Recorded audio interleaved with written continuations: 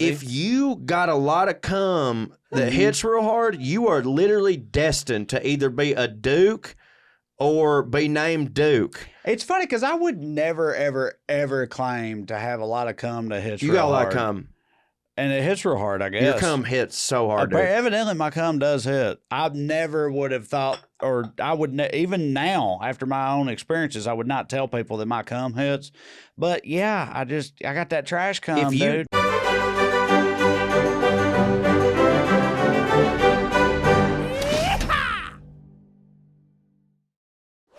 Yeah, here we are, Airheads, back in Airstream Studios. And you know what?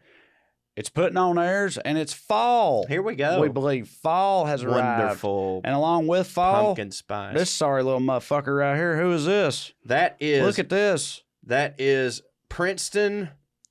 What was it? Fitzgerald Pumpernickel. Princeton Fitzgerald Pumpernickel. Yeah. That's our mascot. My vote was for Yog Soggoth, the blight of the woodlands. Born of the endless mists. Bereft of both soul and empathy for all who tread. Well, if you can remember that every fucking time, call it that. That's fine by me. That is fine by me. Yeah, because it doesn't matter what something's name is. You can call it whatever you want, which is why if me and Amber have a girl, I'm calling it. She doesn't want me to call it this, but I'm calling it Brett Favre Jr. Right. You understand what I'm saying? BVJ. So it is whatever you need it to be. BFJ. Do you think you could repeat any of the stuff you just said?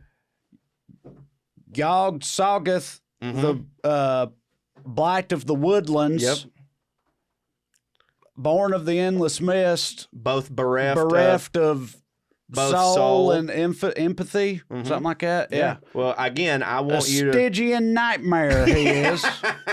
Look at him. Oh, for those of you that are just listening, we have a squirrel doll. We have a squirrel doll, a very cute little squirrel doll with like a fall-themed button-up and a cornucopia in his hands. He's got his foot up on an acorn. He's just, looking very, very very precious and very Hobby Lobby-ish. Oh, very Hobby Lobby-ish. But Hobby and also, Bobby could also be a name for him. If we happen to have...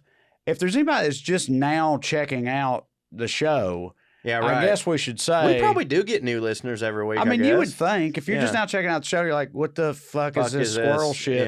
Yeah. We got a whole thing with squirrels. Corey thinks that they know, love, and compose sonnets, and I think... Well, I never said that. I think they are, bereft of both soul heartless, loveless rats. Right. Tree rats. That's what I think. No, basically just he thinks they can love romantically, and I just don't think that's true. And I don't know what episode it was. And it has was. Divided the Airhead universe, by the way. Divided by 90-10, maybe. But by the way, I have gotten plenty of fucking messages and comments talking about how... Sure, 10%. Okay, well, 10%. It's nice to know we have a bunch of fucking, good-hearted idiots. Real man. Good-hearted idiots watching this show who truly believe that fucking squirrels and as Trae said, love and grieve and all that bullshit that they don't have. Their little fucking... Their brains are smaller than the nuts they eat every day. Did you see this? They don't have the prefrontal cortexes to do that. Russ has pulled something up here. Go ahead. This might be the world's luckiest juvenile squirrel. Little one here fell from his nest during a storm, then was eaten alive by a black rat snake. And they don't have souls. No, of course not, dude. They're demons. Yeah, everybody knows that. And then regurgitated because a cat caught the snake. The cat took off and dropped the snake when the rescuer's dogs... There's a lot of animals in this story. When the rescuers... This is like, and the cheese stands alone type of shit. When the rescuer's dogs were let out into the yard, that's when she saw the cat drop the snake, and the snake popped and out popped the squirrel. Pooped. Yeah, I did too. Yeah. But out popped the squirrel. Fur's a bit matted from being inside the snake and has a small scratch on its nose. Otherwise in good condition. Lucky day indeed. Otherwise in good squirrel. Condition. I mean, he is traumatized. Of course. Like, that motherfucker was inside of a snake. He got et and puked up, dude. Dude, that ain't it. No, that ain't Jonah from the Bible, that happened to him. I've heard of that. I've yeah, heard of belly him. of the whale or whatever. And by the way, I don't remember what episode the squirrel shit was on, but if you go to shameless plug, it was episode 4, and shout out Phoenix Hauser for this email. Oh, thank you, Phoenix Hauser. It's episode 4, but you can also just see the clip at watchpoa.com. I don't think that squirrel knew nothing about none of that. You don't think he knew, like, I'm in the belly of a demon? I think he was just like, light gone, light Don't back. hit. Yeah, right. That's all I think he felt. But yeah, you know, there's been at least a couple people that have been eaten and then puked or spit by a shark or something? by whales. Oh, yeah. I saw one last week. And they lived? Yeah, because whales can't actually swallow you because they just eat plankton and shit like that. The whales they don't chew you. No, they're the whales I'm talking about that have actually engulfed people. Their throats are like this big or something. Oh, so you just stay in their mouth because they all they eat is like little water shrimp, like little water gnats, really. Plankton. Plankton. Which, like, the sheer amount of plankton there's got to be, because, you know, whales is big. They're huge. They real thick. How many bones. calories do you? How many horses is a whale? Shit, I don't know. I know we figured out that one horse is like 2,600 beetles. 800 horses. I'm saying. Yeah. 800 I think that's a good. Yeah, I think that's a good. Which number. is like so an a whale infinite amount of beetles. Let's see here real quick. We can figure it out real quick. One whale, according to our very reliable math, one whale is roughly 2,080,000 beetles. Yes, 2,080,000 beetles. 2,080,000 beetles equals one whale. I can't wait for this to be a shirt where we have an animal where it's like it's a whale, and then it says equal, and then it's a horse, and it has the exponent over the top of it. You know what I mean? Like 800, and then it goes to beetles and stuff like that. That'll be a hot piece of merch that will have to be explained every time you wear it. Sure. Yeah, but no, there's because the whales, they got big ass mouths, right? Because their throat don't hit. Big ass creatures, but their throat don't hit. So they've like accidentally, because, you know, they just roll through they just open their mouth and just like me and you at a Golden Corral, just whatever's there is getting sucked up, buddy. Yeah. Right, and it's happened to people before, but then the whales are like, what is that? Don't hit. And then they spit them out. Right. So that's about as close as anybody's come to getting. That's how disgusting we are. We get rejected by whales. Yeah.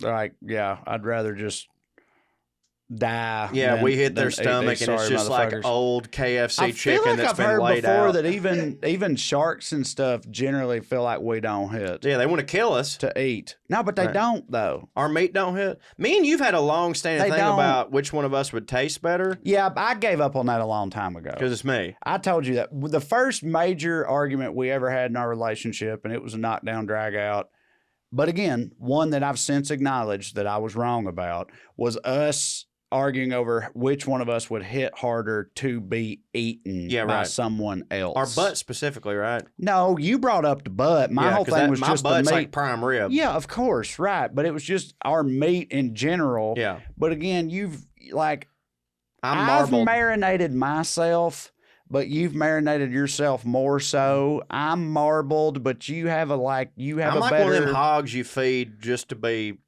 slaughtered. Yeah, exactly. Right, so you would hit harder to be at, I do admit. Mm-hmm. But anyway, I think I've heard before that sharks, like, generally would prefer not to eat us. It's just usually that once they take the first bite, we're already dead. They go into a frenzy. Right. It's like, blood. And they just rip your fucking legs off. Yeah, right. Yeah. It's like us at Golden Corral. Yeah, right. Yeah, mashed potatoes. Or us with drugs or booze or whatever. Ain't like, that the truth, hits, I can't stop. And then later you're like, what was that? Yeah, what have I done? That didn't hit. I shouldn't have done that. Then they just Why did I do that? Stick their shark fin down their throat and just puke you on a coral reef, and there you are. But yeah, no, normally when sharks eat us, it's because they think we're like seals or something. Right. Like literally, they don't think... I bet a seal would hit to eat. Yeah, probably. Blubber? They're like water dogs. That's what... I don't want to eat a dog, but like... I know, that's what... Yeah, right. Yeah, but that's a gotcha moment for you. That's true. That's true. But they are like water dogs. They just like... So you know that I love fat. Like... My favorite thing... Fat does hit. My favorite thing about everyone in my family, because like literally everyone in my family doesn't like the fat on a steak. What? None of them. Like, none of them. Well, it must be your birthday. It is my birthday every fucking time because, like, usually it's like I'd say 1 out of every 2 people because some people are like, oh, the fat. It's just a texture thing. It's a texture thing. Like, it's the fat to do it. Amber don't.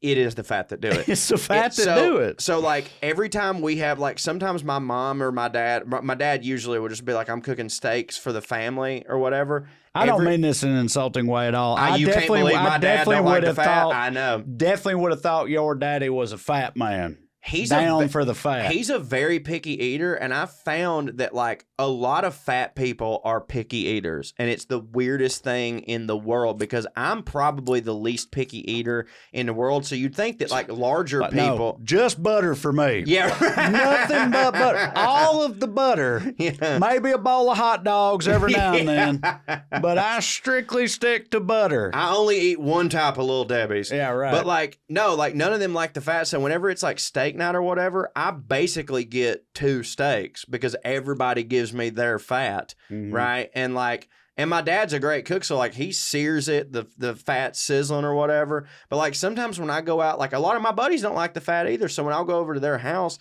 they'll have steak, and I won't want to. They don't, because they don't like the fat. They also don't sear the fat because they're not thinking about that part on, like, the side of a New York strip. So, like, I'll take it home with me I'll take a doggy bag from a friend's house. Nothing but fat. Nothing but fat. And then I'll go home and I'll my fat bag. And then I'll get my fucking cast iron skillet out and I'll just sear a bunch of fat and I'll have that for breakfast. Mm-hmm. My heart hurts. Yeah, right. Fat hits. Yeah, your body just screaming at you like, please stop. No. Why you do this to us? Don't do this. You're like, because it does. And they're like, it does. Yeah. It does. Yeah, you're right. All right. So, yeah, we got a little fucking Princeton sorry ass here plotting our demise, I would assume. But on this episode, we're going to be talking about, for me, Venn diagram, trash and fancy people alike, somewhat related to the recent topics, drugs and rehab. Tonight, doing crime very much hits for both rich and trash people alike. And then History of Professor Cho is going to be on the subject of it is going to be on the Princess Carolyn affair or the messy divorce of George IV. Oh, got an alternate title for that one. All right. I went with the affair because that's sort of been a theme with us for the past couple episodes. We've been talking about how if something is an affair, it's interesting. And so because of that, I was like, is everybody going to be like, God damn, they're just going like super affair heavy? But it is both things. Like that is what it was called. That's a funny like criticism. God damn, they're talking about a lot of affairs. Are they just going to only talk about affairs? Yeah. I'm kind of sick of affairs. But here's the thing with this was that it actually was an affair. Like the way that we know the word affair. Like the other ones that Pork and Strange. There you go. Like the other ones we were talking about was just like the word affair just means an instance or a thing that happened. Yeah. This one scandal. Yeah, a scandal. This one actually is an affair by the definition that we all know by when a man steps out on a woman, it's affair. So that's what we're going to be talking about.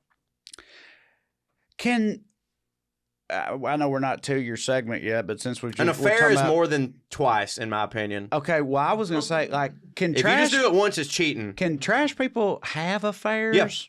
Okay. Yeah, for sure. Because an affair, I feel like you only ever hear about affairs when it's like, at the very least, a middle manager. No, that's not and true. A secretary or something. So, that's not true. So I think what it is like, most poor people just cheat because it's one and done. Because like, who would want to fuck a poor guy twice?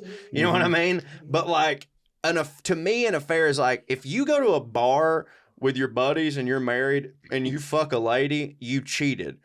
If you fuck that lady again, maybe you cheated twice. If you go back a third time and then it becomes a thing, that is when it becomes an affair. When emotions get kind of involved in it, it goes from cheating to an affair. Yeah, I mean, you're definitely right. I just feel like, I don't know, when I hear about an affair, It seems cosmopolitan. Yeah, right. It seems cosmopolitan. Exactly. Rich it people have happens affairs. In a city.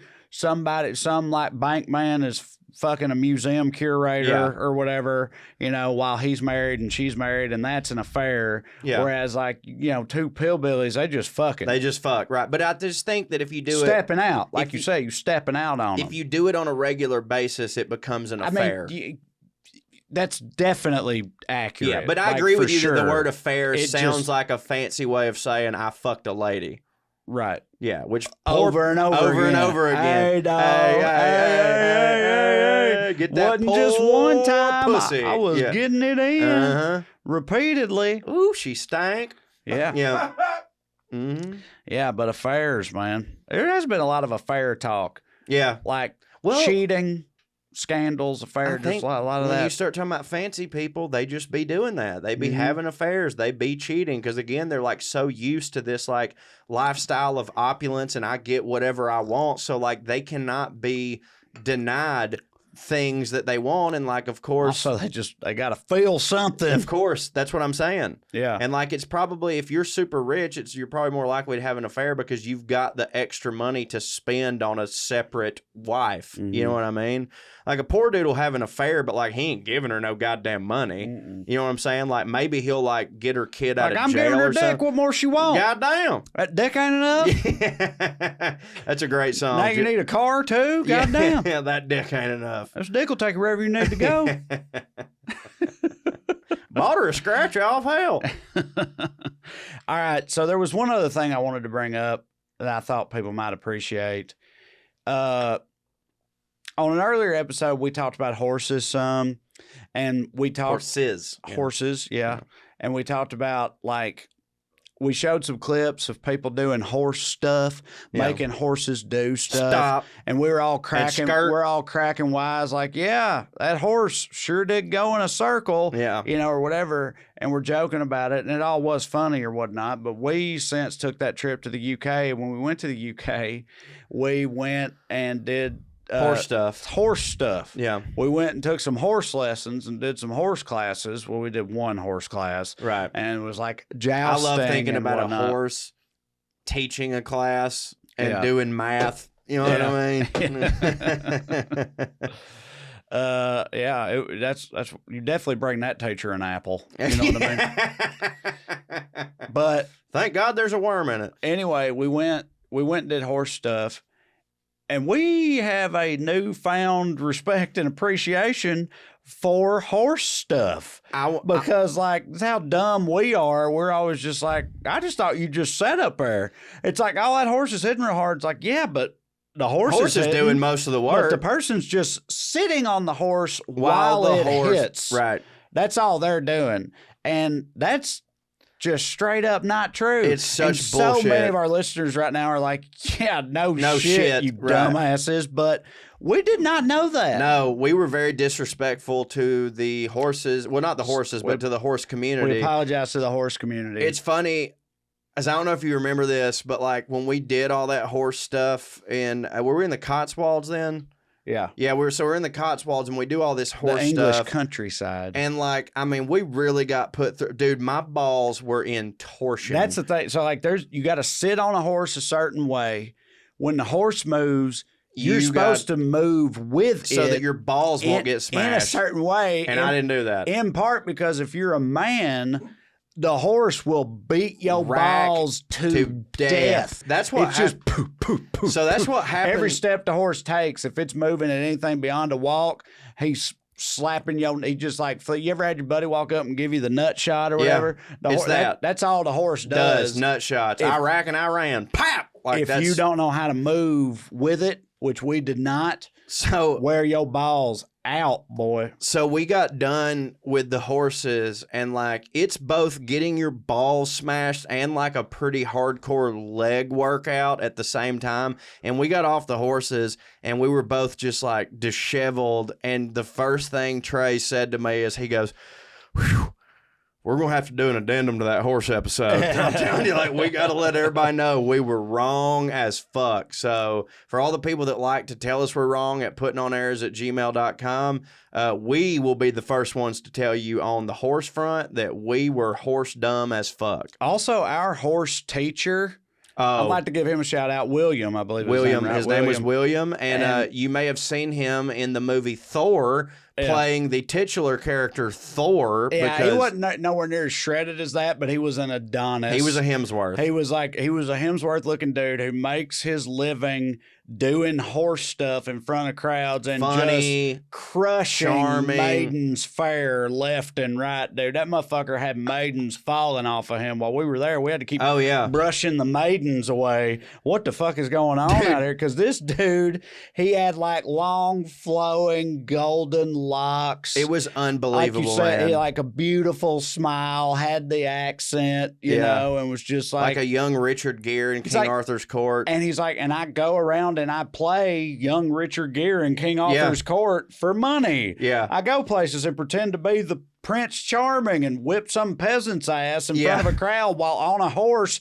and then everybody fucks me after that. It's funny because we were with him, and like he had like an assistant that was like this super good looking, you know, lady.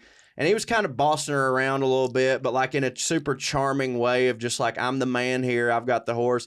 And like me and Trae being trash, like as soon as we saw him interact with her one time, we both looked at each other and we were just like, they're fucking. If they ain't, they're going to. They're going to, and I would love to see it, honestly. And I would love to see it just as much for him as I would for her. I want to see these two people fuck. If the horse wants to be involved, that's cool. I could, you know, give or take the horse. But he was also just, because like, he lied to us continuously about how we hit and stuff like that. Like I said, you could tell he was like, y'all doing it great. He's like, no, for people that have never done horse stuff before, you've done tremendous. I've never seen people adapt to a horse as quickly as you two have. It's incredible. And it's like, that shit ain't true. It's funny. We're over there just sitting around in the corner like, goddamn, our balls. My balls. This horse killing my balls. When can we get off this motherfucker? And he's like, dude, you're brilliant. You're brilliant. At first, when he first started saying that shit, I'll be honest with you, I was like sold on it. I was like, okay,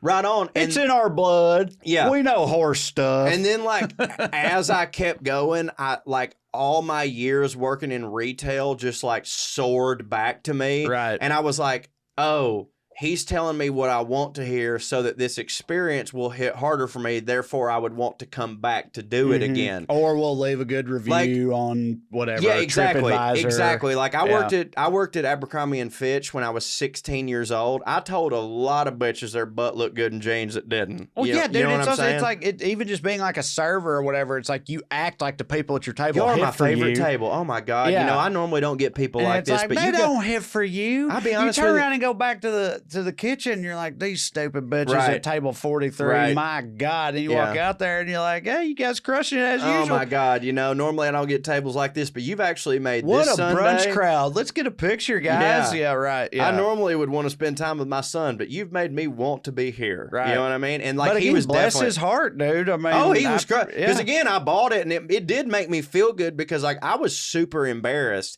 because like I'm not sitting here saying like I'm Tom Brady or nothing, but like I am an athletic dude. I just think that's a whole different type of thing. No. You know what I mean? It definitely is, which is why I don't feel bad about it now. But like my ego was taking a huge shot because like pretty much any athletic endeavor that there is, I'm not saying I'm going to be the best at it, but I can definitely, you can teach me a new sport and within an hour, I can at least be passable at it. Like I'm, you know, like, oh, we'll throw the ball here. I'm an athletic person, again, not like in D1 status, but like I can fucking go, you know?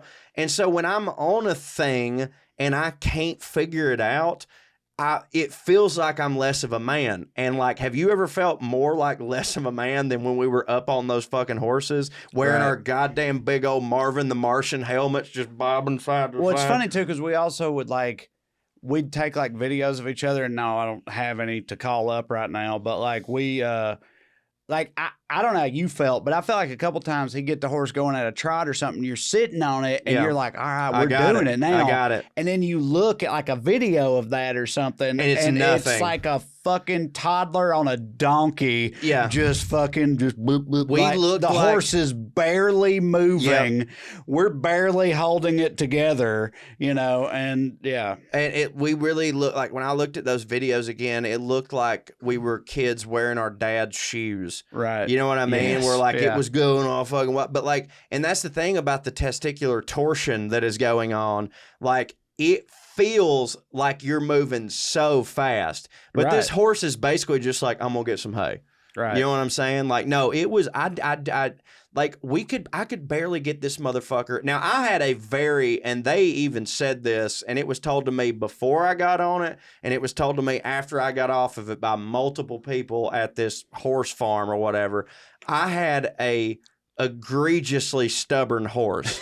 Like, egregiously stubborn. Like, was that Toby? Toby. Yeah, that Toby, constantly they were just like, oh, Toby thinks he's a star of the show, don't he? Yeah, like, so like Toby's got an attitude again. Look at Toby. They would tell me exactly what to do. Not listen to a goddamn word. Not one fucking thing. Yeah. And he was just like, you got to show Toby who's bullshit. You got to kick him. And like, I'm like, I don't feel good about that. And he's like, no, fuck him up. You know, like, kick his liver, and then he'll go. But like, he was showing me everything to do, and it's like, you know, if you want the horse to go fucking right, you pull down on the shit. Like, and I was doing everything, and this motherfucker, I would pull down to the right, and if this motherfucker would go whoop, like, he would just do this shit. Dude, my horse wasn't as bad as yours, but it was doing the same thing. I was doing the shit they said, and the horse just wasn't listening. It was almost like the horses were saying, like, y'all don't hit. Yeah, like, I ain't doing that for you. You think I'm stupid? I know you don't hit, motherfucker. He actually kind of try to tell me what to do. He said a Sitting version. your fat dumb ass up there, like, you don't know what the fuck is going on. He said a version of that to me. William did, where he was just like, Toby knows. He can tell you, doesn't it? Yeah, no, but he was like, he's like, Toby knows I'm boss. He's like, you're on him, and he what he's trying to do right now is see how much he can get away with. And now by the end, me and him kind of got a little acclimated, and he was a little better, but he's like, he's a fucking show horse. He's got a personality. He knows what he's supposed to be doing, and he's just like, fuck this motherfucker. He goes, fuck this yank motherfucker. They would constantly go, oh, Toby's taking the piss, isn't he? And like, he was. Toby took the piss out of me the whole goddamn time and racked my ball. Dude, when we got back to our ball thing really cannot be overstated, dude. It cannot. When we got back to our hotel in the Cotswolds, my balls were so on fire that I was forced to drink 3 bottles of wine. Like, I did. There was no choice. But like, I was in pain the whole time. Like, I would look at you and I was just like, because like, everybody knows when you get kicked in the balls, you're out of commission for a little bit. Well, imagine perpetually getting kicked in the balls for an hour. And that's what it was just getting kicked in the balls for an hour. And so, yeah, to me now, I'm like, if you can deal with all that and make the horse fucking slide into second like Ozzie Smith. But they don't deal with that. Right, because they know how to move their balls out of it. Right. In a way that their balls are not getting fucking speed bagged by the saddle the way ours were. It was rough, because we're horse dumb. Right, for sure. So, yeah, we apologize to the horse community for disrespecting y'all's skills. There's a whole lot. Dude. Whole lot that goes into fucking captaining a horse, and we did not understand or appreciate. I enjoyed it, by the way. It was fun. It was a lot of fun. And it was one of those things where, like, this is my personality. Like, when I find something that I'm not good at, that can't stand for me. Right. I'm like, no. I'm supposed to be able to do. I'm supposed to at least be able to be passable at everything. I might not be a virtuoso at it, but like, I need to be able to do everything. And like, this has since passed, but like, when we got off those horses, I texted Amber and was like, we need to get a horse. We're getting a horse. Because I was like, I've got to be able to fucking do that. And for the record, even though I was getting testicular torsion, I did have fun up there, and I did understand. No, I'd like to do it again. And I have less of that thing than that you have, but I would like to do more horse stuff. Basically, it was because I want to figure it out now, because it was fun, but also it was such a like like a smack in the face to me where I was like, holy shit, this is a whole other thing than I thought it was. And I would like to figure it out. And like watching William on the horse and see, because he was in total control. And I was like, if you're in total control and you know how to do this would be awesome. So like rad. Fucking, and when I was a kid, I would ride horses, but like usually like with Pastor Darrell on the front and I'd just be behind him, you know, but I was like, if I could truly control this fucking psychopathic beast and like sprint him through a field and up on a mountaintop, I would feel like fucking God. I would love to do that, but like it's not fucking easy, man. No, it's not like riding a bicycle. I promise you that. I want to talk to y'all about our next sponsor, Cerebral. Cerebral is an online mental health service that offers prescription medication, counseling, and therapy for anxiety, depression, ADHD, insomnia, and more. This is Corey talking, and a lot of y'all know if you follow me, I've been pretty open with my struggles about mental health. I suffer from depression and anxiety, and for years, just like a lot of people with my accent, I did not seek out help because I'd always been told that it was just all in my head or that I should just suck it up. And first off, that's not true. But secondly, if you're somebody like me who just doesn't like to leave the house unless they have to, I would suggest you go with something like Cerebral because, y'all, it is completely done online. You do it in the comfort of your own home. I found that I wasn't nearly as nervous just talking to a person on a phone as I probably would be in person. You can do it all on your schedule. It's more affordable. To me, it's something that you can just, if you're interested in therapy, just give it a try. It doesn't hurt anything to just hop on the phone and talk to somebody. And I'm here to tell you, in my experience, it for real really, really helps. Let me tell you a few more things about Cerebral that hits. Cerebral is one of the few services that provides prescription medication online through a licensed provider and ships that medication straight to your door so you can skip the pharmacy line. Cerebral's got a terrific mobile app. With that app, it's like having your personal care team wherever you are. You can message them and access self-care resources whenever you need to. You can connect with your counselor and therapist on your own schedule through your laptop or the mobile app. Schedule your sessions based on what's convenient for you. You don't have to wait weeks to be seen. 80% of new members see a provider within 5 days. You can do your sessions on your laptop or on your phone, so you can always find an area at home where you're comfortable. They offer affordable treatments that are 1/3 the price of traditional therapy. Also, 50% of Cerebral's clinicians self-identify as people of color because it's important to Cerebral to have diversity so everyone can get the type of treatment they deserve. Treatment options are available with or without insurance, so what else are you waiting for, y'all? And for listeners to this program, you can receive 65% off your first month of medication management and care counseling at cerebral.com/POA. Go to cerebral.com/POA for 65% off your first month. That's a total of $30 to get started. Join Cerebral today on their mission to make quality mental health care accessible and affordable for all. And we thank them for sponsoring the podcast. Get your brain right. Get your brain right. Make a hit. Make your brain hit. Tell you what else isn't easy, depending on the color of your skin, at least. Crime. Yes. Pimping's way easier depending on the color of your skin. Right. Yeah. Well, so is crime, apparently. It's not that the crime itself is easier, but the consequences are easier. Talking about crime, rich people and trash people alike do it, and it's not just the color of your skin; it's just the color of your bank account, your portfolio, your bank account. How green is it? Green is the best thing when it comes to crime. Green makes crime much easier to do and get away with in this country. I know that's surprising to people, and more fun, it seems. Yeah, they seem to have a great time with it. But as everybody knows, it's not a political podcast, but there's a huge difference in the way the criminal justice system works for rich people and poor people. Hold on. Yeah. You mean to tell me that our criminal justice system is not at all unbiased and unpartisan, and that it treats people differently depending on their stature in society? I know that's hard to believe, but yes, that's exactly what I'm telling you. I don't even know where I live. There's a story in here, and people have heard it before. I'm not going to tell the whole thing, but basically, like, poor black woman got pulled over for failing to signal, right? The trooper sped up behind her, and when he did that, she got over to get out of his way, but she did not signal, so he pulled over because she failed to signal. Almost like he meant to do that. And then, long story short, she ends up getting kicked in the ribs and tasered and put in jail and then killing herself. And anyway, so, that's how that goes. Yes, right. It be like that. If you can't do the crime. Right. Or wait, it's the opposite. Don't do the time. Yeah. Whereas, like Paul Manafort and motherfuckers like that just defraud entire countries and like, get handled with kids' gloves and barely go to jail. I'm trying not to get too much into this whole part of it because I just don't want this to become our other podcast. Yeah, right. Well-read podcast. But rich people, they love doing crimes too. Okay, particularly rich kids. We've been talking about rich kids a lot lately. Well, you're gonna have that, but it's because they be fucking up. Yeah, and because they feel like they can get away with anything. Why wouldn't they? Well, that rich kids and rich adults alike, I feel like that's the thing that it really comes down to. How far can I go? Right.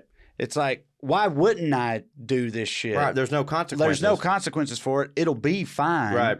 And with rich kids, too, there's this other element that I like to call the, are you paying attention to me yet? Right. Doctrine. It's a cry for help. Where it's like, I want to get caught. They're just like screaming at their fucking pseudo-absent father, their CEO father, to pay them any attention at all. We never get to hang out. I would like for you to just come pick me up from jail. Just be here. Yeah. Be here. Right. Yeah. Yeah. If I need to get picked up from jail, will you be there? Right. Yeah. So there's a lot of that goes on. And also these kids, like, there's like a slumming it thing where it's like a other side of the tracks deal where basically like they try to be cool. Like, they'll get into, there's been these documented cases of rich kids that get busted for running like drug rings where they have like guns and all these drugs they don't need and to do it bands at of all. money because it's like, who hits rappers? It's a fantasy camp. You know what I mean? It's a fantasy camp. Yeah, exactly. It's like, most rappers have to do that. They did that shit because like they had to do That's that how they to have try to pay to for their survive. kids. That's just how they grew. Yeah, whatever. But these kids are just like, no, that hits. Yeah, right. I want to do. I can be one of those guys too. Right? Sure. Yeah. Sure. Yeah. But they, they feel like they're not worried about consequences. Also, because of the thing we're talking about with the differences in the criminal justice system, they often don't face as many consequences. Right. There was the famous affluenza case where a judge, this kid. Affluenza? You don't remember that? No. It was like That's a great name. It was like that's like a known, an established term. Right. That's the disease you have, the affluenza. It was a famous case in like 2014. Oh, I remember that motherfucker. Go ahead. This rich kid got all fucked up on drugs, hit and killed a family of like 4 or something like that in his car and got nothing but probation. Right. And the reason that he only got probation was the judge said, I don't want to ruin his life. He was afflicted with affluenza, which means like... Word. Well, the judge said that? Yeah. I thought that was the name that they came up for it afterwards, but the judge holy shit. No, he was affected with affluenza, which is sort of like, the disconnectedness and disadvantages that come with growing up in a privileged upbringing. And by the way, he's right. He did. Right. But that is no reason to be free You put him in jail so that the other affluenza motherfuckers go, can't do that. Right. Holy fuck. But that shit happens. My cousin did the same shit. He's still in jail. I ain't got a leg neither. Right, but it's like, they're not motivated. They feel guilty for some reason. They feel unloved and all this stuff.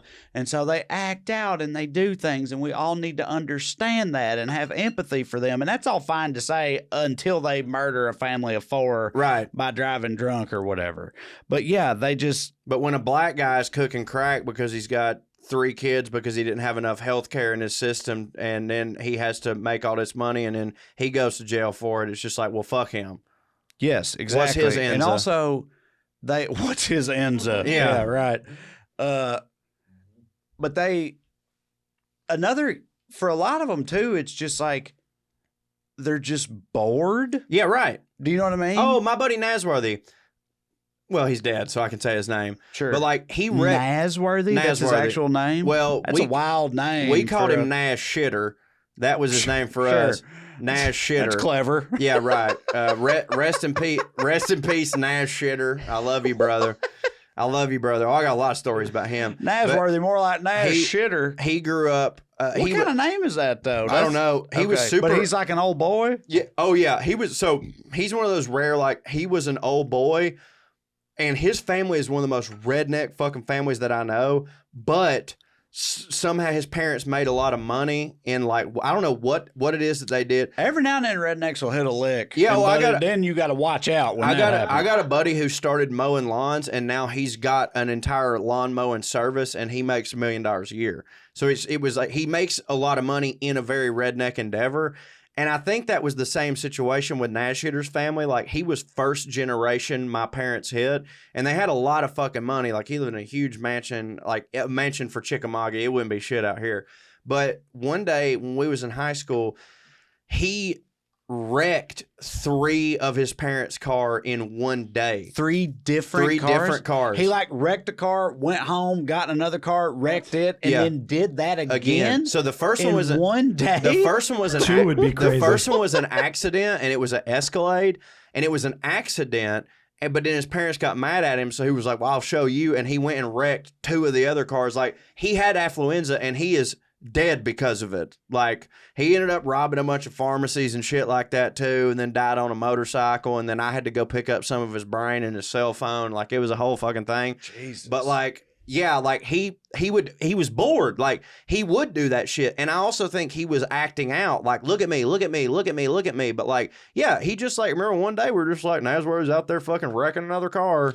Yeah, well, the bored thing, I feel like kids, like not rich kids, a lot of your time is taken up with just like trying to make it through the world, charade that is life. And they don't have you that. know what I mean? Like fucking like just like you're not really bored because there's always shit going on. Fucking, right. You don't have time to get bored. Yeah, daddy's screaming, mama's fucking some new dude, fucking whatever. You know what I mean? Like your sister's in jail again. Like, you're not bored. There's a lot of shit going on. The milk's old. And it don't hit. And you got to navigate it all. But with these kids, like, there's just nothing. Everything's just fine. Right.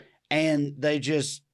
everything's just fine. They're not getting paid any attention to. They need some drama. Nothing's going on, and they have to manufacture some bullshit, some drama, and some way to get attention. And so they end up doing this stuff. But they're not alone. Their parents also. I would kill if nothing was going on. I know, dude. I dream of nothing going on. Me too. Just like I woke up, nothing today. Yeah, man. But no, their parents also get down to some crimes, white collar crime, whole thing, some statistics about white-collar crime. So white-collar crime prosecutions are down 53.5% compared to 2011. That is really prosecutions.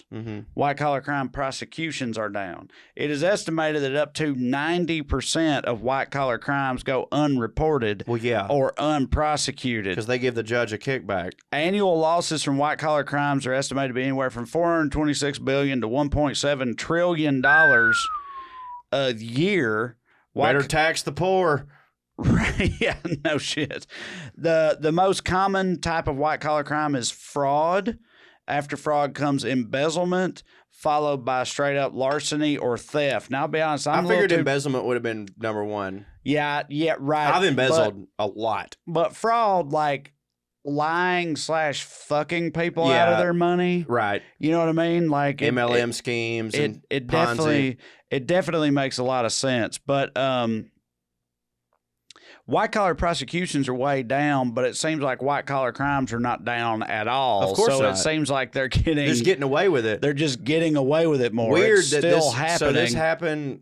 You say they're down since 2011? Mm-hmm. Huh. Yeah, that timeline actually checks out for reasons I would only say on the Well Read podcast, but sure.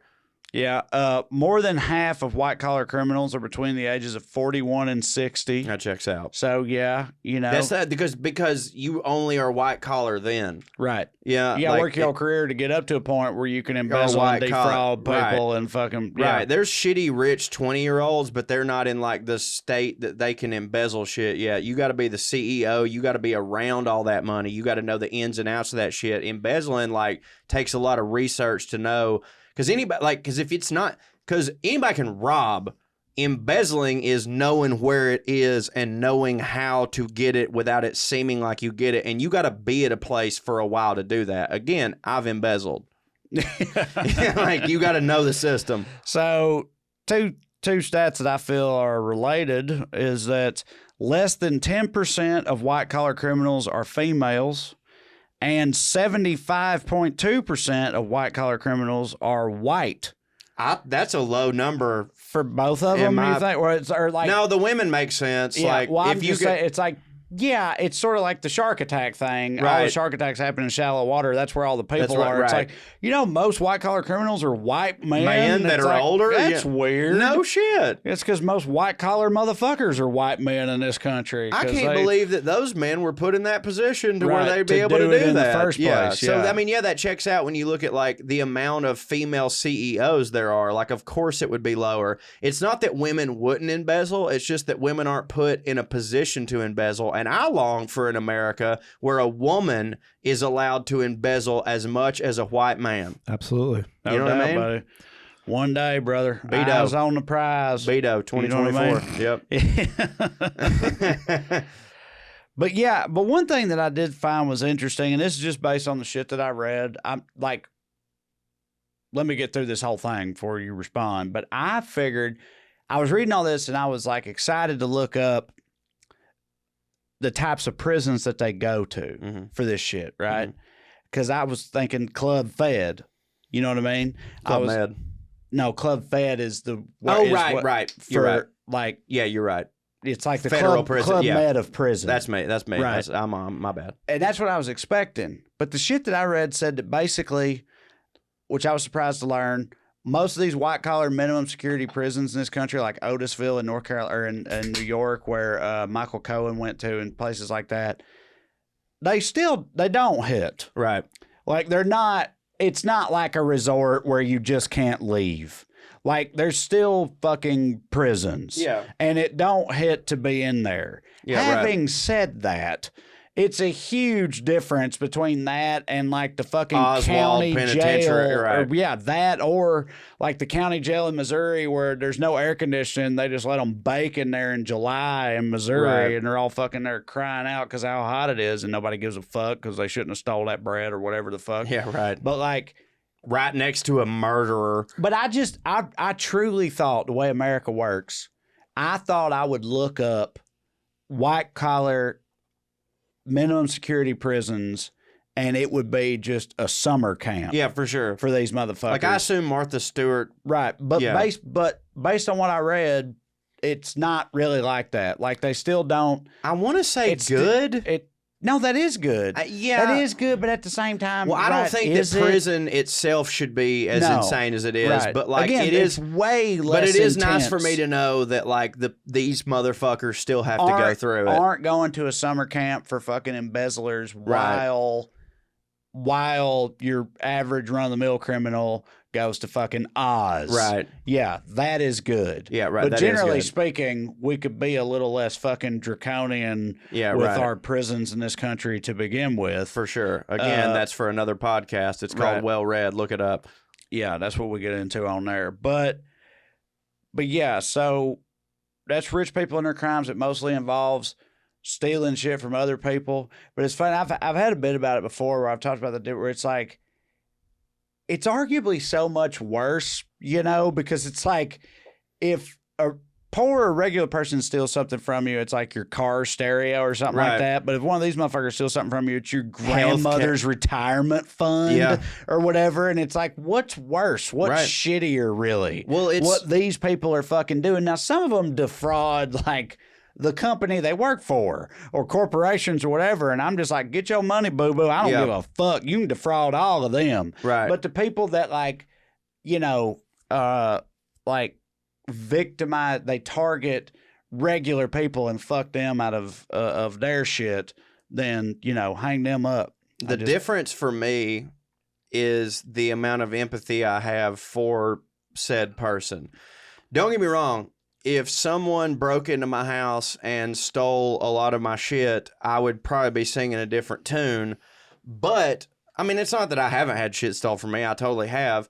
when you're looking at petty crimes and petty theft and stuff, not every time, but most of the time, it's like, I don't know, they probably did need that more than I did. You know what I mean? But when it's white collar crime, it's like you've already got a Venice house.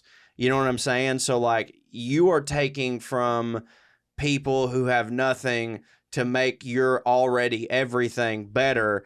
And like when some dude's in jail, like if someone robs a fucking grocery store, like if somebody puts a pack of meat in their fucking pants, yeah, they both stole, but one did it because he was hungry. The other did it because he was greedy. Right, exactly. So yeah, and talking about poor people and doing crimes and everything, like they stick to the classics, burglary, drugs, and all that. The most common type of crime amongst poor people, DUI. Violence. Oh yeah, related, domestic violence, assault, DV, whatever, all that. Oh yeah, under the same umbrella. Classic. Ass whooping. Yeah, whether classic. it's your old lady's ass or some dude at the bar's ass, whatever. People get their asses whooped. Stuff don't hit. You got to take it out on someone. But yeah, but like you said, that's the difference. Is like, rich kids do it out of boredom. Poor kids do it out of desperation or necessity. Right. Right. And that's the thing that makes it different. It's just like, you get why a poor kid lashes out at the world. When a rich kid does it, it's just like, go ride your fucking motorcycle. Right. You couldn't have like written some terrible rap songs or something. No, instead? I had to burn a cigar on a whore. That's what I was feeling that just day. to feel something. But anyway, yeah, at the end of the day, everybody does crimes. Crimes hit for people. But, I would say here, just generally speaking, as far as Putting On Airs is concerned, that crimes don't hit. No, don't hit. Crime don't hit, and you shouldn't do it. That's true. But there is a gray area. Yes. Some crimes fine. Steal from Walmart. Steal from Walmart. For all sure. you want to. Fuck them. Me and Nazwell used to steal from Walmart. Yeah, all the some time. crimes hit. Dude, some crimes hit. Some crimes do hit. Some crimes ought not be crimes. Yeah, so if the victim of your crime is somebody that don't hit, do it. Then that crime does hit. Do it. But if the victim of your crime is somebody that's innocent or who does hit, then that crime don't hit. All my and you shouldn't ramekins do it. at home are from Chili's that my wife stole. Right. Yeah. Back in the All day. right. Well, that's it for crime. We'll be right back with History Professor Cho on the subject of some kind of affair, right? The Princess Carolyn affair, or That sounds fancy as fuck. the messy divorce of George IV. All right. All right. I got to pee, boy. Do you? All right. Hit Pretty it. bad. Yeah.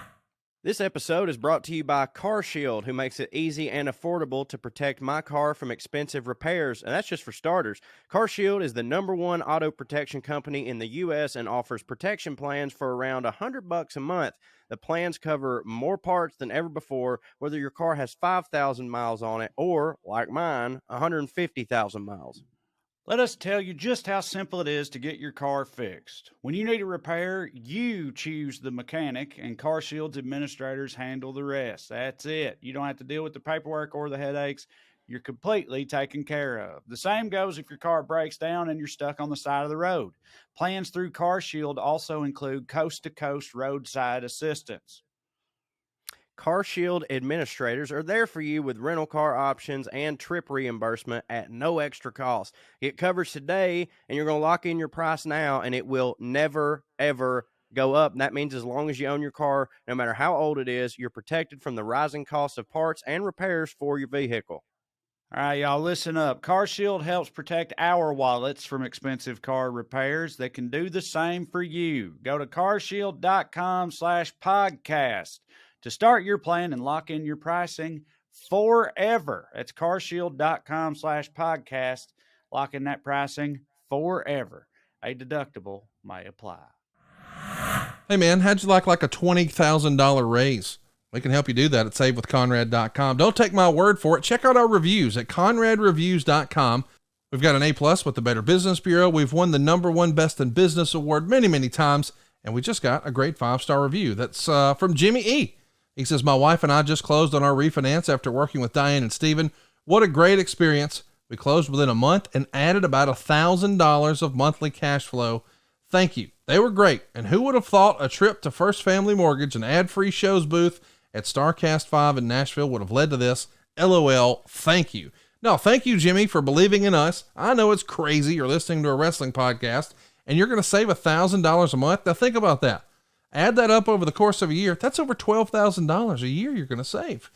Now, how much money pre-tax would you have to earn to net $12,000? That's about 20 grand, right? And think about that. You would have had to work for that money, pay taxes on it, and then just give it away?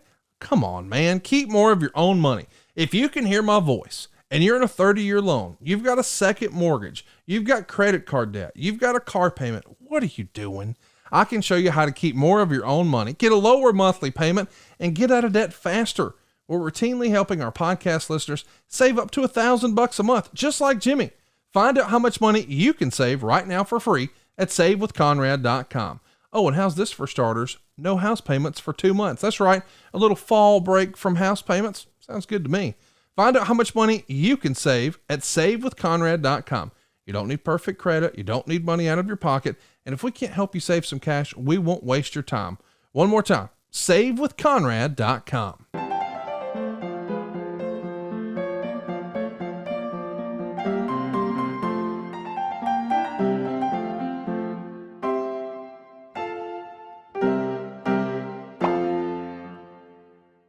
Yeah, Airheads, here we are once again for History with Professor Cho. Tonight we're going to be talking about the Princess Carolyn affair or the messy divorce of George and them. George and them, yeah. Okay, this is another one. I ain't got a fucking clue. I don't know. If Princess Carolyn affair or the messy divorce of George, did Princess Carolyn fuck around and that led to some stuff that didn't hit? Well, we'll see. Okay. Kind of, allegedly. Okay. Maybe. So basically, here's the deal. In 1795, Prince George of Wales, son of George III, was pretty much forced to marry Carolyn, who was his first cousin, right? So Yeah, Prince did that. They stayed cousin fucking back then. Prince Carolyn of Brunswick. So like to me, it is pretty much, when I read this, I'm just like, okay, so it's a Charles and Diana thing. Let me ask you, I know that we've talked about this. We had a whole subject on a whole section on the show about this before, but like, how did fucking your cousin ever become a shitty trash thing? I don't know. Because it was popularized by them and widely practiced by the royalties, the nobles, the landed gentry. Like, how did that ever even happen? Like, when did people decide fucking your cousin don't hit? Right. Because the hittingest people in the land fucked their cousins for most of human history, and it was fine. But all of a sudden, when my uncle does it, now it's a problem. Similar thing of like when we were talking about crime, it's like, well, no, that actually doesn't track. I was going to say one's out of necessity, but in this situation, fucking your cousin out of necessity. I mean, yeah, it was. I guess. Was. Yeah, like right. when you're in, like when you're in the right. South back in the day, like nobody was around, so there's your cousin, so you fuck them. It's the intention of it. Back then, the intention was you fuck your cousin to purify the bloodline. Because as we talked about, the poor blood don't hit. But why wouldn't? And of course, you can't purify a bloodline that don't hit. Right. So if trash people fuck their cousin, it's like you're just making just your blood more trash. Right. But like that was their whole thing. So I don't know, man. I mean, it's just a fucking long list of shit that they get up to that if we do it, it's fucking bullshit. Mm-hmm. But in this situation, he was forced to marry her. Now, granted, Charles and Diana weren't cousins, although I'm sure that like that they were related in some way. But like in this situation, they didn't hit for each other. It was just like all of them just being like, this is what's best for the family. Fuck her. You know what I'm saying? And like literally. Because they like from the jump, they didn't hit for each other. But he and also George had actually, and this is Prince George at this time, Prince George.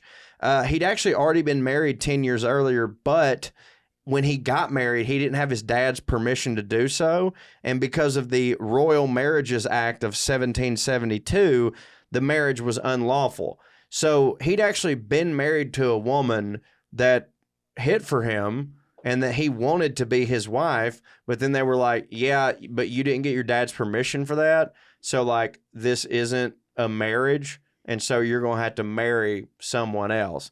So it wasn't like when he got married to this person, it was a bigamous situation. He actually was, it was never, it would be like if I found out because Drew is the person who married me and Amber that he actually didn't have the credentials, and I found out now that me and Amber weren't actually married. Yeah. You know what I'm saying? So like is that situation.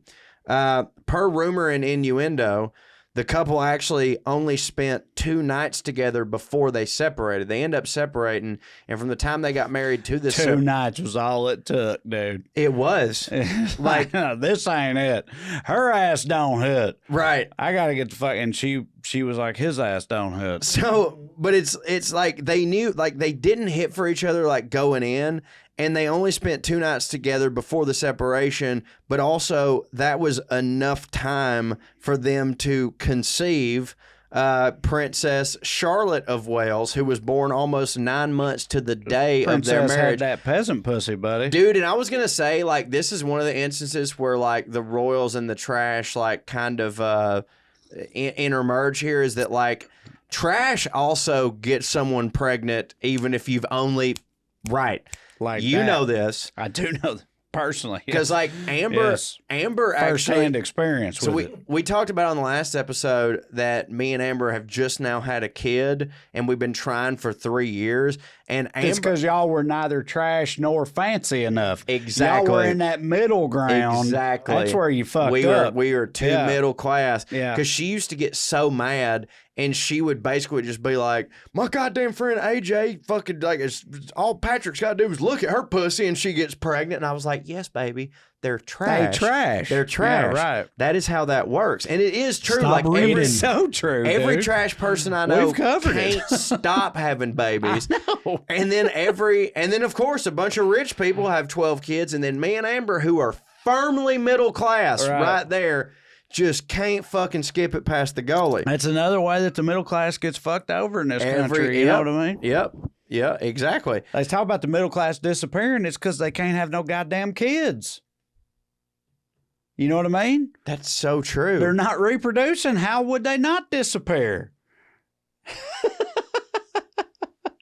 Dude, here's the thing. That's it. There's no way that what you just said is not bullshit, except for that it does make a lot of sense. Yeah. Because rich people and trash people are the only ones fertile. Yeah. And is that why we're middle class? Like, we were destined to be middle class because, like, her womb don't hit and my sperm's round?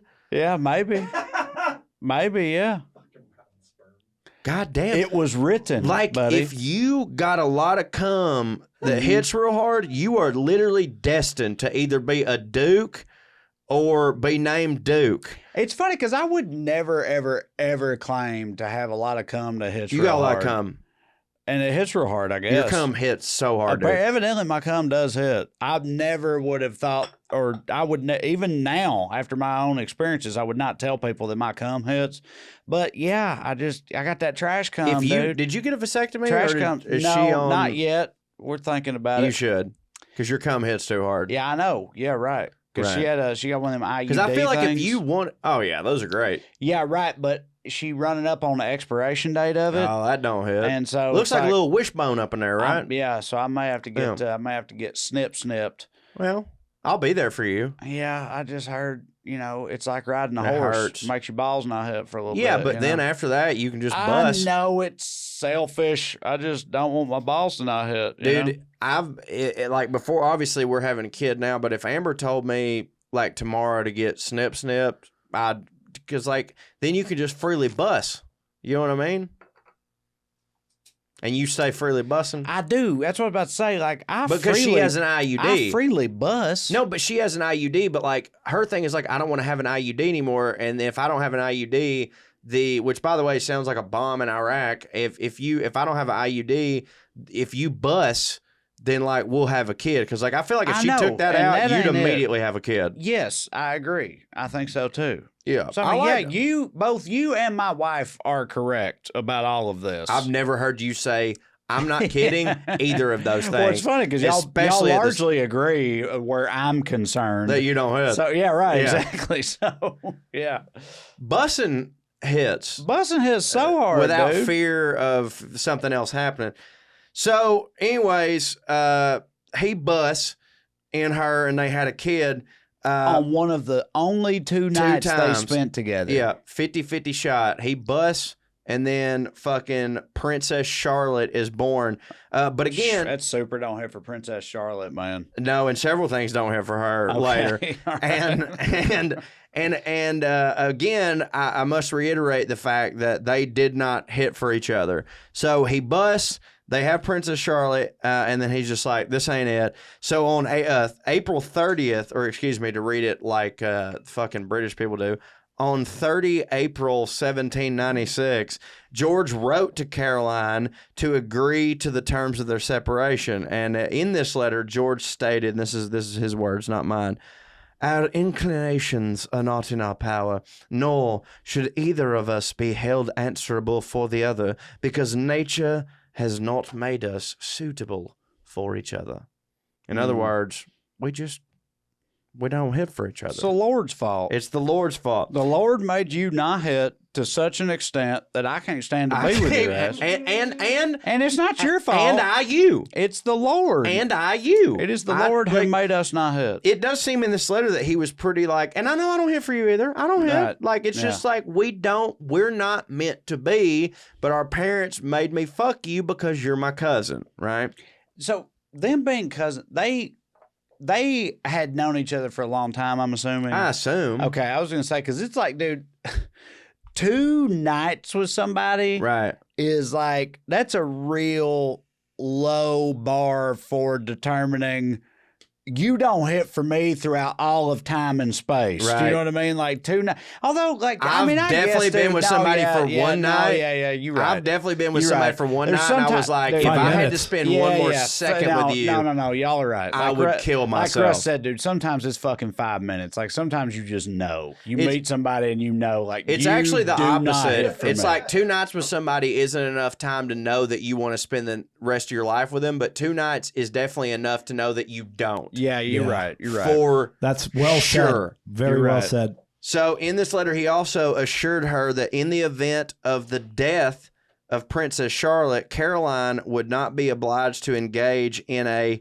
connection of a more particular nature to conceive another legitimate heir to the throne. So basically what he's saying here is like, we have our heir to the throne. It's Princess Charlotte. In the event Which don't hit. That's a girl. It don't hit at all. But in the event she died, I'm not going to come to you to make you, I'm not going to come bust in you to make another one. Like we're understanding that my days of bussing in you Are over. Yeah. And I mean, I genuinely can't fathom hating a woman that much. Because like I will busted, never, plenty of them that you hated. dude, yeah, right. I have busted in so many women that I hating hated. a woman is not a impediment to bussing. No, hell no, it ain't. So he then ends his letter with some version of just like, okay, can we just like fucking get along now? I don't hit for you. You don't hit for me. Let's hit for other people. You know, and then a couple years later, Caroline, after they've decided like we're going to live separate lives, she's living in Greenwich Park. And according to the gossip rags and I guess the like carrier pigeons and whatever, she was a bit of a trollop. Right. So she's over there. She's like, well, somebody's going to bust. You know what I mean? I Might as well be Pierre. I might be. Well, it wasn't Pierre. It was, I'll get into it. It was a different type of person, but not French. So Okay. Can't wait to find out what that means. So he thinks that she, wait, hold on just a second. Oh God. These are on the back. Oh yeah. So he finds out she's a bit of a trollop, and actually most of his information was coming from her neighbor who she was living next to, which is how a neighbor is. Lady Douglas, that bitch, who claimed that Caroline had given birth to an illegitimate child, as well as partaking in lewd and immoral behavior and sending inappropriate letters which contained lewd drawings. So I posit to you, titty pics. Titty pics. Titty pics. Titty drawings. That she probably didn't draw, but probably had like someone commission. Had a little Leo DiCaprio. Leo DiCaprio. That's what I was going to say. Titties. Draw my Draw titties. my titties. Send them to Pierre. Yes, dude. He'll hit for him. That's what I'm saying. So after all this goes down, Dude, the more things change, the more they stay the same. same. I'm telling you, bro. So after all this happens in 1806, this begins the, quote, delicate investigation, which was ran by a commission with the sole purpose of finding out that Lady Caroline was a whore, right? That's like... Okay, but hang on. But this is... So they're still married, but they hate each other? They're separated. They're separate. So they openly hate each other, but they're still married. But so that means she can't be a whore. No. So, all right. No.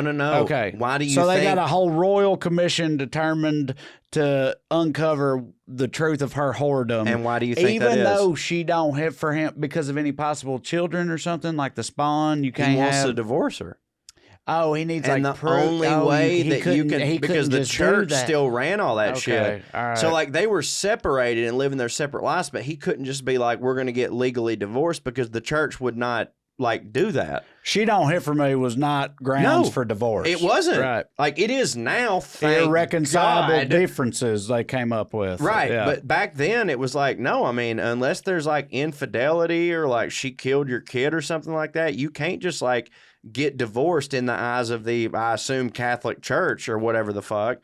So they set up Church of England by this time. Church of England, yeah, because this is after Henry VIII, yeah. So they run this commission with the sole purpose of finding out that she was fucking around, and this proved a folly because they found no such whoredom.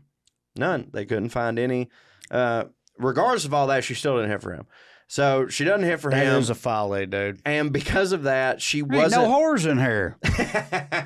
So she don't hit for him, but she hadn't been cheating. So in my opinion, this isn't what was written, but this is just me. He starts playing mind games.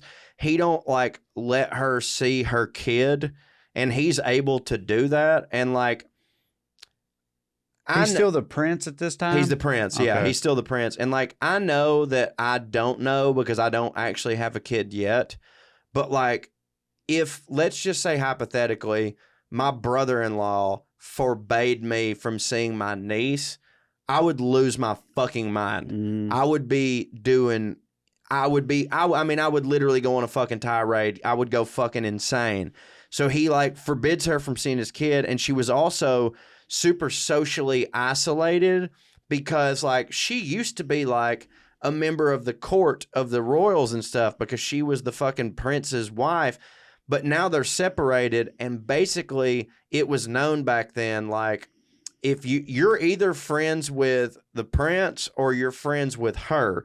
So all the people that she had grown up with, which like were his cousins too, they didn't want to have anything to do with her. And it wasn't like that she didn't hit for them. They were just like, we can't be seen with you because it's either we're seen with you or we're not welcome at the court of the royals. And like, no one wants to give that shit up. You know what I'm saying? So that's what it was. Like, you're either with the king or with her. So like all the aristocrats were just like, fuck you. So in 1814, she's like, fuck all this. And she leaves Britain indefinitely. And rumor has it, she's porking this Italian feller named Bartolomeo Peragami. Yeah. Bartolomeo Peragami, which Bartolomeo Peragami. Say it again.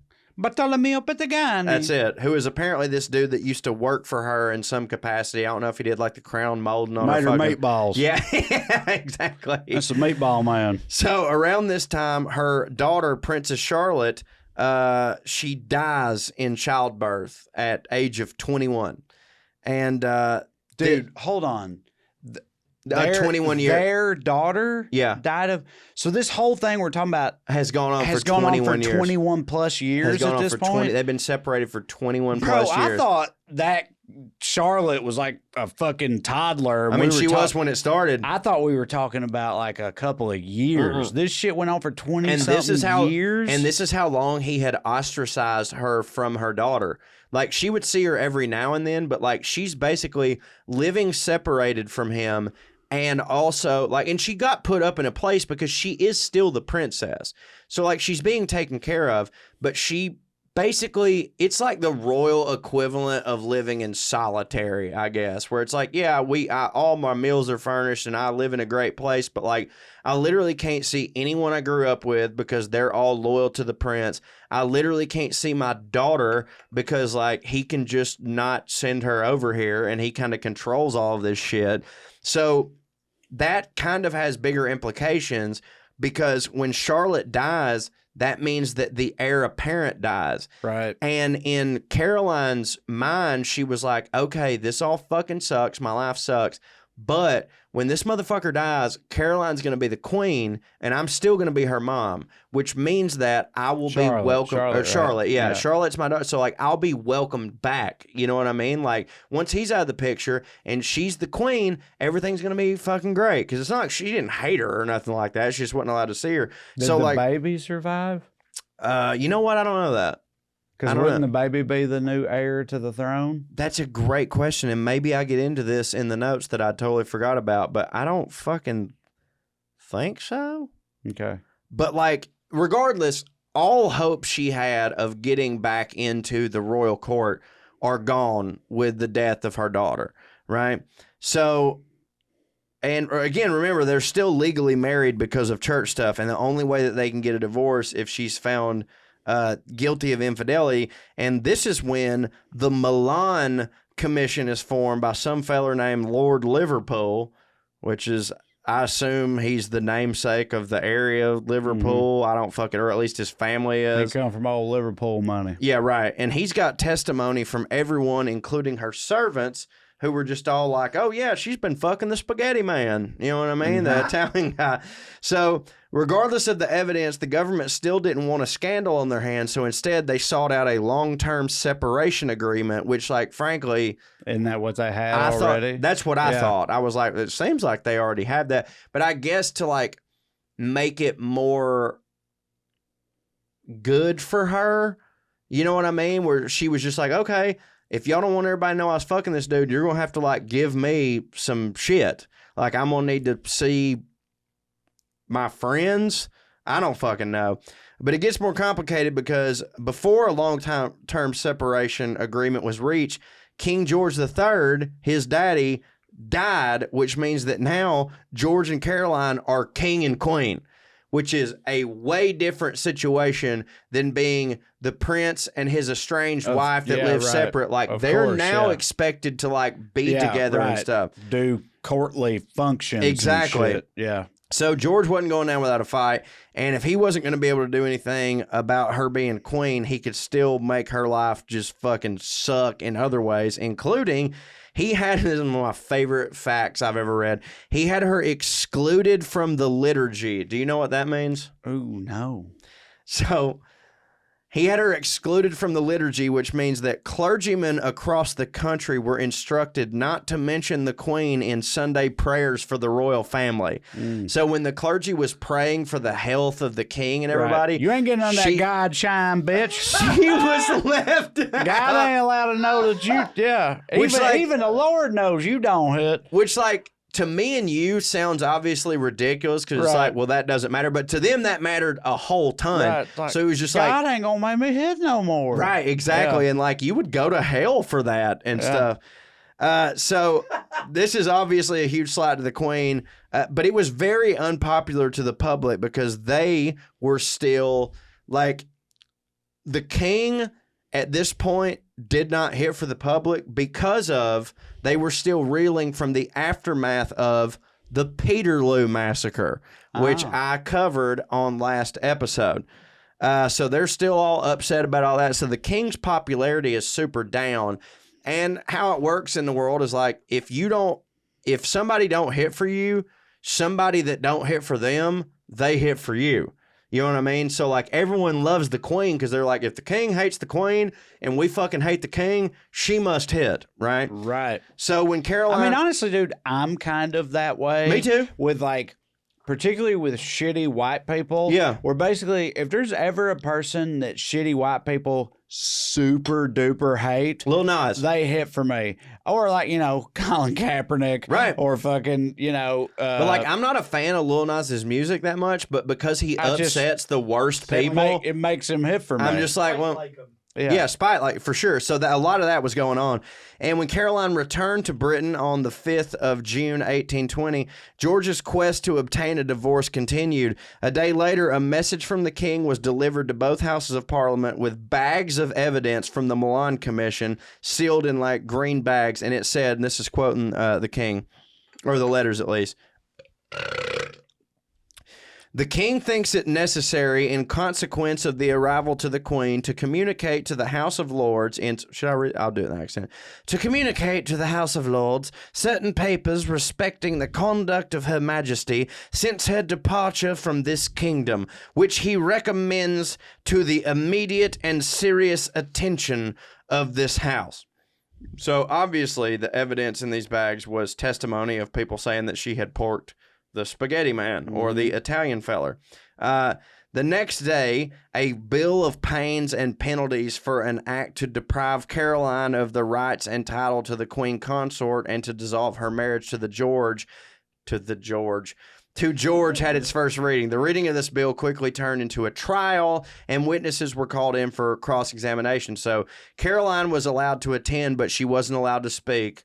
Pretty standard for women, back in those days. Talking did not hit for women back No, it then. didn't. Well, talking hit for them. Them talking did not hit for most people. For everybody on Earth. Right.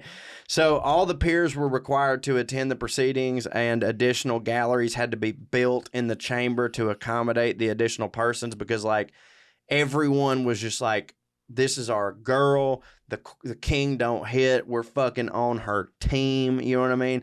So she's not doing well in the actual court because all the laws were made by the men and like she didn't hit for them. But in the court of public opinion, she is literally a triumph. The people, they had always loved her, and the people by and large hated the king's lavish spending, and they damn sure didn't like that Lord Liverpool motherfucker. So they hate the government. By the way, again, as I said, because of the aftermath of the Peterloo bullshit and how the Napoleonic Wars went, which those kind of go hand in hand, and also because of the Corn Law, which I mentioned back then. Like all this goes, it works in her favor. All this comes back to corn. It all comes back to corn, and like it all works in her favor. So she became a symbol of the oppressed, a victim of corrupt government and monarchy, and according to historian E.P. Thompson, no British monarch has ever been portrayed in a more ridiculous posture, nor in more odious terms than George IV during the Queen Caroline agitation. I love that they, like, this was the agitation. People just got mildly agitated. Yeah. So there were hundreds of petitions signed in favor of Caroline, and basically all the newspapers were like talking about how much the king don't hit. They had political cartoons talking about how much the king don't hit, which, like, I'll be honest with you, I didn't know they were allowed to do. Like, I know we're allowed to do that, but I didn't know that you could, like, make a political cartoon back then about how the king didn't hit. Mm-hmm. Like, I thought the king would just be able to be like, fuck you. But this is in 18-something? 20-ish, something like that. Yeah, well, by then, America had already invented that. That freedom. Yeah, you're right. You know what I mean? America invented freedom. And so this is after America invented freedom. So then you can understand how it would happen. So another way that this was beneficial to a lot of people going forward, because this trial highlighted the double standard for fidelity laws in men and women, because before that, it wasn't considered a divorceable act when a man cheated on his wife. And so, like, her lawyer or whatever, like, put this whole thing out, like, well, I mean, like, when he fucked around. And they were just like, well, yeah. Yeah, that's fine. You know what I mean? He's a man. So this kind of... He's gonna fuck around. Yeah. So this sort of shined a light... Shut your mouth, bitch. So despite the ultimate victory and the bill being abandoned, Caroline's status as Queen of Britain was not fully restored, and she was also refused entry to George's coronation in Westminster Abbey, which me and you have been to. She fell very, very sick shortly afterwards and died less than 3 weeks later of a suspected bowel obstruction. No, you can be constipated to death. I think that bitch was poisoned. Okay. She died 3 weeks after all this of just some weird bowel Of not obstruction. being able to poop. Somebody fed her glass, dog. That's all I'm saying. In her will, she specified that Damn, dog. Being constipated don't hit. No, it don't. Back then, you could either poop yourself to death or not poop yourself. Not poop yourself to death. yourself to death. Not pooping yourself to death. Which is worse? Yeah, I'm about to say, I don't know, dude. That's hard. That's a tough call. So, in her will, she specified that her coffin plate should read, "To the memory of Caroline of Brunswick, the injured Queen of Britain." But, of course, they were just like, no, we're not going to do that. She don't hit. Just throw her in the fucking fire.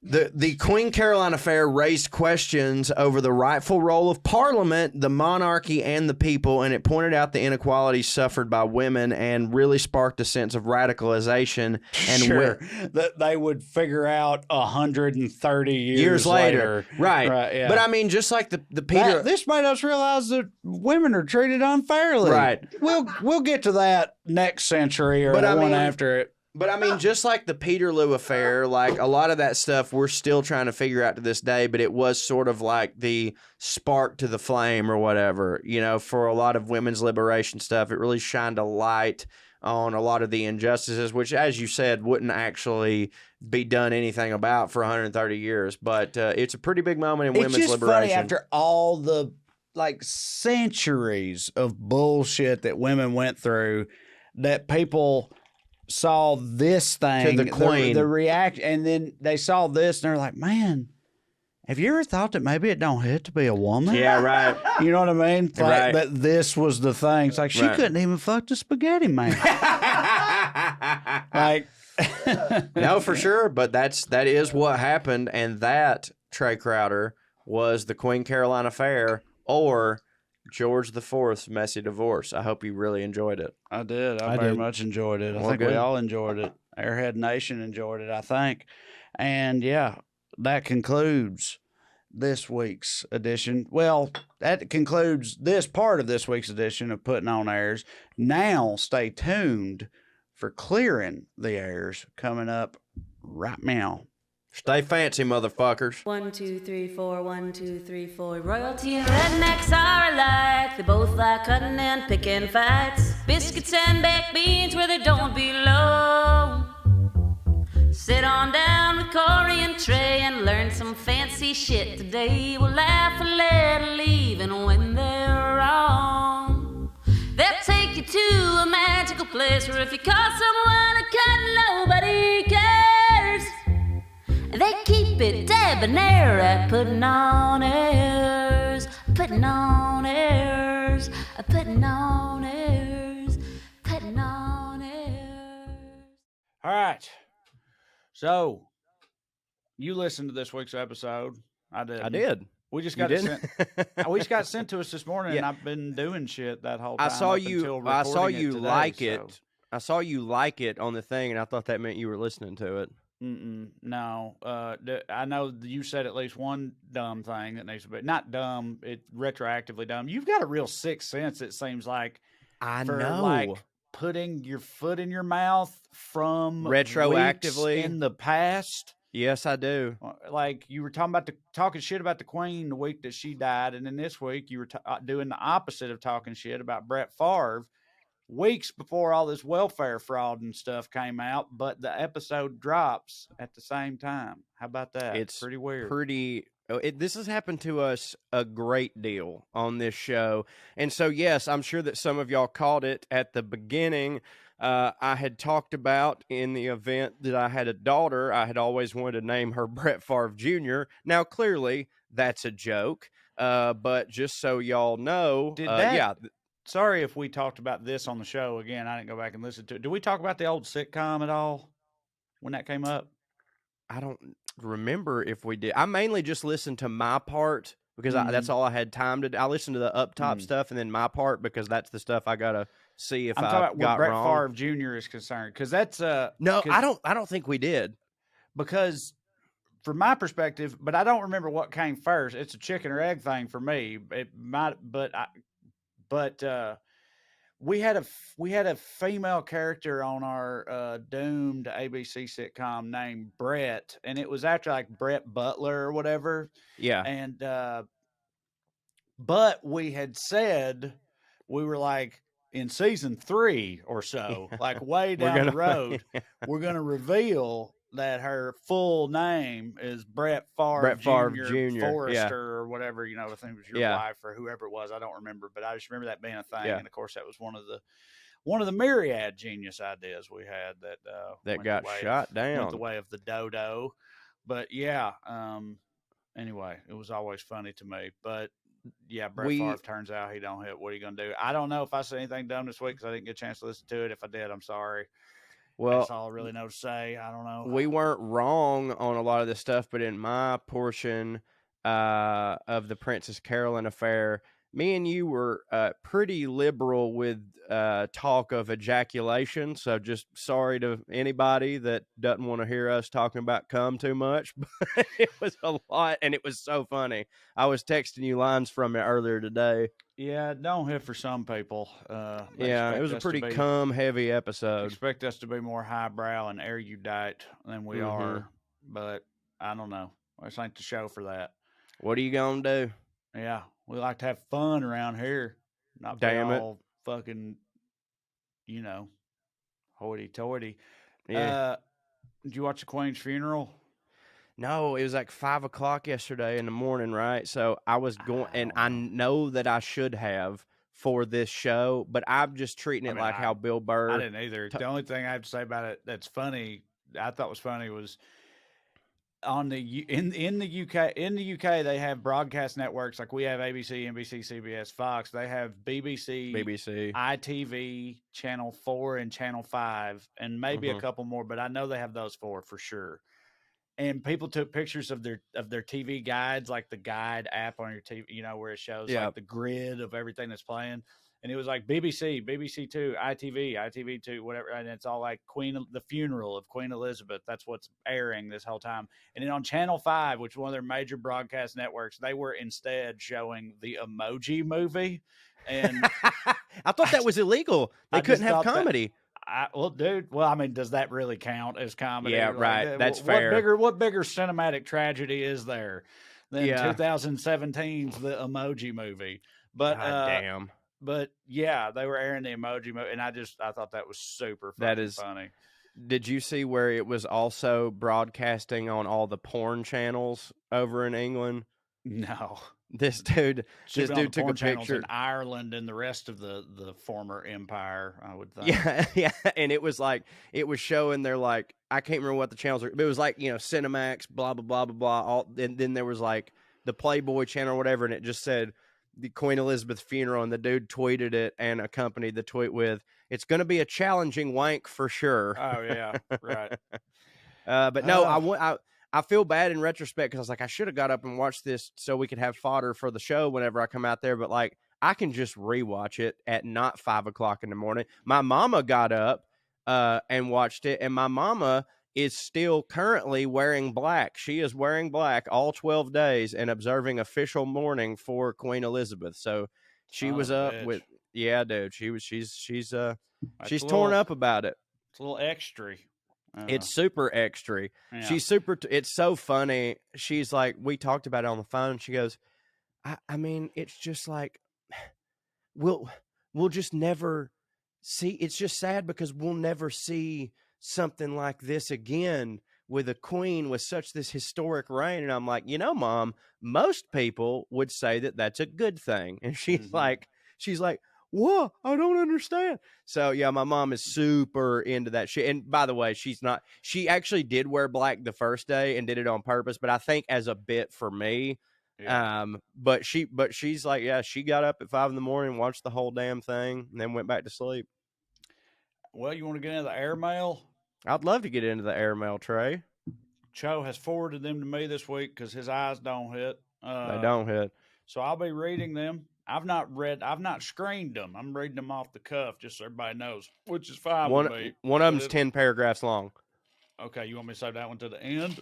I don't give a shit. I'm just telling you ahead of time so that you don't start scrolling and then go, motherfucker. Like, so just know that one of them's really long. All right, we'll start with this one. This is from Heather Smart, who I take it was the author of that wild ass pill story from last week. Yeah, it says pill follow up. Number 1, Corey nailed my voice. Bravo, Cho. It's like, yeah, well, we know you're both of our sisters, basically. Right. Number 2, I don't care one way or the other if you credit me. That's very on brand. I don't give a damn. Do whatever the hell you want to do. But I've already credited you. I can't think of anyone who would listen to y'all and also give a shit. And grandma's dead. The only validation I need, I got when I made my husband watch y'all get tickled reading my email. He doesn't find my Velveeta style jokes funny, so seeing 2 of his favorite comedians laugh at something I wrote was all the credit I needed. Number 3, thank y'all for talking about Kratom for all these years. It's been a saving grace. I wouldn't have known about it if y'all hadn't been such vocal ambassadors of dirt and doing what I can out here, baby. And then in parentheses, she wrote, and I'm still going to do it, maybe don't read this part out loud because it is slightly illegal. But we're going to be at the show in Nashville, and I'd love to bring y'all a jar of moonshine me and my daddy are making. I mean, that's illegal, but it's not that illegal. Yeah, like that reminds me of that reminds me of that Dave Attell joke from back in the day when he was like, "Here, if people come up to you and they're like, hey man, do you want to smoke a joint?" And I'm like, okay, buddy, it's illegal, but it's not that fucking illegal. Yeah. It's not like you came up to me and whispered, hey man, want to eat a bald eagle? By the way, Heather, I think I speak for Trae when I say that if the quality of your emails doesn't drop, you feel free to send one every week and we'll read that son of a bitch. Yeah, should be of a spark plug, that Heather. Yeah, a bit of a spark plug. You can be an official, the POA redneck lady correspondent. All right, next up, subject, show idea. Thanks, boys. Love all you shows. I'm sure you smart fellers already came up with this idea, but Christmas lights definitely hit for both poors and the wealthy. I have a side gig installing Christmas lights, and the amount rich people pay is just crazy, and we know what us poors do with Christmas lights. Thanks again from a fellow liberal redneck from Utah, Will. I mean, I got to admit, I was not aware. I trust a man who had a gig installing Christmas lights, but I was generally unaware that rich people fucked with Christmas lights. But then I guess it's like upper middle class suburban McMansion types, like Clark Griswold and Christmas Vacation, like that type of thing. So that does check out in that way. A lot of rich people, their Christmas light, like they will decorate their entire house for Christmas and then put spotlights on their house. So I don't know if it's necessarily like the colorful lights that he's talking about, but yeah, there is a huge divide. Like the trailer park's lit up too, but it's very different. And I don't think I got into extensively exactly everything that they do at the Biltmore on Christmas. So I'd be happy for us to discuss that again. But yeah, that would be good, at least for the YouTube version of the show, to show people all these redneck Christmas shit. Oh yeah, they're great. I already made a note of it. Utah will. I put a note of it in my running doc for POA in the future, so it shall be revisited. And thank you for the email. All right, here's the last one. It's the long ass one. I ain't read none of this. We're gonna get into it. This is from Lady S. Oh my God. Well, this part I don't think was meant to be read, but I've got to read it now. It says, I love the show and basically everything in the Skewniverse. I've been following Trae since he popped up on my Facebook feed when I was in high school. Oh, my God. I don't know how old you are, but probably early 20s. That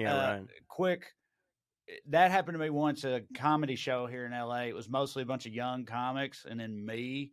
And I got to the show, and one of the young comics is like a 22-year-old blonde girl runs up to me, and she's like, seemed genuinely excited. And she was like, oh my God, when I was in high school, my mom used to watch your videos all the time. And I was like, what the fuck is happening right now? Yeah. You know what I mean? It's like, much too young to feel this damn old, buddy. Right, exactly. But I know that it was legitimate. So thank you, Lady S. I appreciate it. Okay, so I know I'm reading again now. So I know everyone is making horrific jokes about Queen Elizabeth being reborn as Trisha Paytas's baby, but are we really sure it won't be Corey's? All jokes aside, congratulations on the happy news. All right. Thank you. I'm a white Hispanic, sort of. My family on all sides is from Mexico, but you can see the social/color divide in my family pretty clearly.